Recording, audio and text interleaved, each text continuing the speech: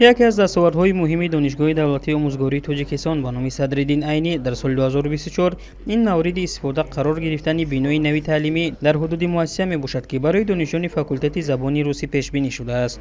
در این باره ضمن نشست خبری اید به جنبش فعالیت در سال 2024 رکتور دانشگاه اهل‌دین عبادالله‌زاده اطلاع داد.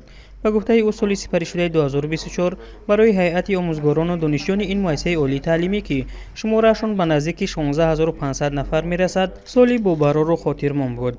محض در همین دوره در باغ اگروبیو لابراتوری دانشگاه بینای نوی دانشجویان برای تجربه آموزی دانشجویان فاکولته‌های شیمیا، بیولوژی و گئوگرافیا ساخته به استفاده داده شد که در آن در یک وقت 80 نفر آموزگاران آینده می توانند به تجربه آموزی فرا گرفته شوند. بهتر شدن شرایط علم آموزی در دانشگاه باعث شده است که حتی داوطلبان خارجی نیز این مؤسسه تعلیمی را انتخاب می‌کنند. و این حال در آن زیاد از 1600 نفر شهروندان خارجی در زمینه‌های گوناگون به تحصیل فرا گرفته شدند. همچنین اطلاع داده شد که دوام سال 2024 در دانشگاه دولتی آموزگاری تاجیکستان به نام صدرالدین عینی 89 اختصاص عمل کرده صف دانشجویان اعلاخوان مؤسسه افزوده است. شماره گیرندگان دیپلم سرخ امسال به 407 نفر رسیده است. اطلاع داده شد که در ریتینگ جمهوری مردمی چین در سال 2024 دانشگاه دولتی آموزگاری تاجیکستان جای اول را اشغال نمود و سال جاری 3 دانشجوی چینی برای ادامه تحصیل به دانشگاه مذکور حجت سپردند. دانشجویان خارجی بیشتر با آموزش فن‌های دقیق، طبیعی و ریاضی از قبیل بیولوژی، شیمیا، فیزیک، پداگوژیک،